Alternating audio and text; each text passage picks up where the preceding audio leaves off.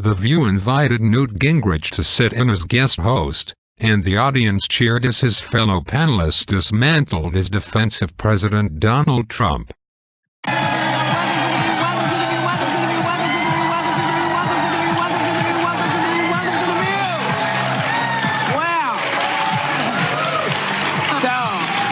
Megan's on vacay, Joy's out sick today, so joining us as guest co-host, please welcome former Speaker of the House, stop that, and author of the new book, You Know Who versus China, facing America's greatest threat, Newt Gingrich.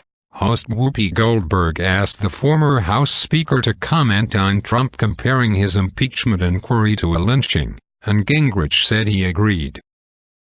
So let's start with this, because before we went on the air this morning, you know who in the White House continued his rant against impeachment hearings, but he's not calling it a witch hunt anymore. He's tweeted, all Republicans must remember what they are witnessing here, a lynching. Well, it's a word that nobody, wants to hear. This was not a good choice of words for him, do you think? Well, it's exactly the same term that Clarence Thomas used when he said he was guilty of a white-collar lynching. Right, but was it right then? Oh, I think it was right then, sure. I mean, I think, look, put yourself, and this is really a big leap, but put yourself for a second in Trump's shoes, okay? You got beaten up for over 2 years. You got beaten up for over 2 years with the Mueller thing. You start to relax. All of a sudden, there's this whole new... The former House Speaker kept going, look. Put yourself, this is really a big leap, but put yourself for a second in Trump's shoes, okay? Gingrich said. You got beaten up for over 2 years with the Mueller thing. You start to relax. All of a sudden there's this whole new wave of things, and I think part of what you have is a guy here, who's just really deeply frustrated that no matter where he turns, the fight keeps going on. But beautiful conservative co-host Abby Huntsman asked if the president brings a lot of his troubles on himself, and the audience cheered and applauded. I am very much, I much more than you all, I think he's actually an important historic figure, but I do think there are things he does that make it all harder. And I think that, at times I think that if he were more disciplined, he would actually have a much easier road than he does, because he sort of chews up his own road as he goes down it. It seems like he enjoys it, though. Like it's a game for him. I think about the G7 summit, hosting it at his Doral resort. In his mind, do you think it's a game to piss off the media, to piss off Democrats? Yeah. Or does he genuinely see a problem? He doesn't have anything better to do? Isn't there stuff we needed? Listen, Newt, you and I have known each other a long time. And when a giant 6-foot white guy says, I'm being lynched here.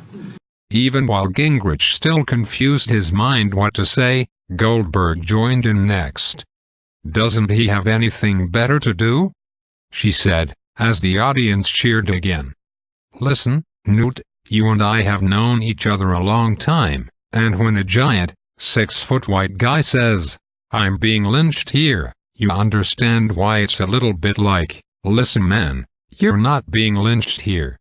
You are being held to the standard that we hold we're supposed to be holding every president to.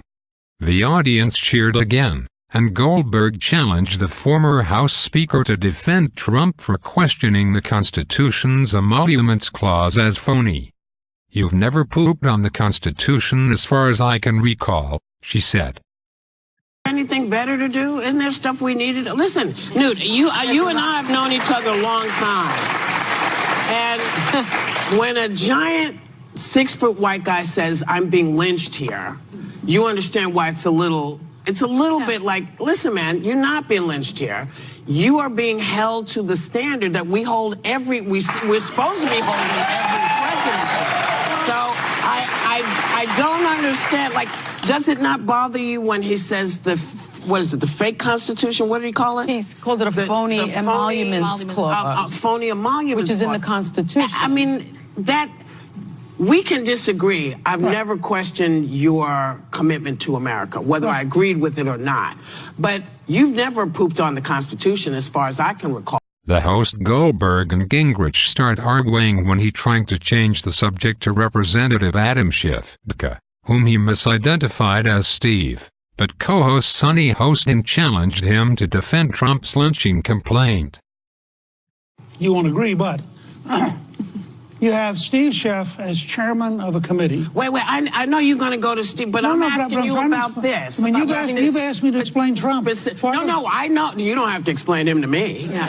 I think she's asking in particular, you have a white man using the term lynching. You mentioned Clarence Thomas. Well, by my last count, he's a black man using it. I don't think he should have used it there either. Right. But this is racially charged language. I'm going to be very politically incorrect. Most of the early American movies on lynching were about lynching white people. One of the largest lynchings in the 19th century was Italians. Yes. So there is a tradition here. It's not an automatically But 90% of the people sitting here, you know, it may not be a totally black experience, but we're kind of the only folks that didn't come out from under the experience that was put on us. Goldberg and Hostin argued that Gingrich was missing the point and misrepresenting the history of lynching, and the Trump apologist admitted the president spoke more clumsily than he should have. We're not. But my point is, and it's unique black experience in this country. It's not a good. No, it's not. Those Italians were lynched. It's a different experience for black folks. My point is, it wasn't necessary for him to say that. No, it wasn't. You know, and so would you say that his choice of words was not smart? I think he often uses words more clumsily than he should. Not the question. Once again, the Trump apologist got blasted by host Goldberg. Not the question, Goldberg shot back, as the audience cheered. You did a good spin, but what do you think? Do you think that's the language he should have used? Yes or no? Well, I thought I answered you pretty directly. No. You did a good spin, but what do you think? Do you think that's the language he should have used? Yes or no? I know. Look, I've been comfortable just calling it a witch hunt and a kangaroo court and things like that. I haven't gone up to that next level. Oh, you were talking about impeachment. Co-host Abby Huntsman asked, if he were Nancy Pelosi, what would he do for the impeachment? And he tried to run away the question by responding the policy of the investigation. If you were Nancy today, and you had a president that did exactly what Trump did, that was a Democrat, what would you do? Well, first of all, I'm sitting here trying to be Joy, and now you want me to be Nancy. and all I can tell you is this is going to be a pretty heavy load to carry psychologically. Look, there are two big differences. The first is we had a report from an independent counsel that said on 11 counts, Bill Clinton was used the word guilty, including perjury, which is a felony. So we were faced with a report. I think had Speaker Pelosi referred the Ukrainian phone call to a special counsel, they could do a lot of things. Second, we actually sent Congressman Jim Rogan to New Jersey to interview Chairman Peter Rodino, who had done the Watergate investigation. And Rodino had a set of rules that were very bipartisan. And we brought him back and we implemented exactly what Rodino did. So, for example, today, the White House doesn't have a lawyer in these hearings. Secretary Pompeo has staff going into a hearing, has no lawyer there, has no idea what they're saying. Thanks for watching. Don't forget like and subscribe. Leave your comment for video. Thanks.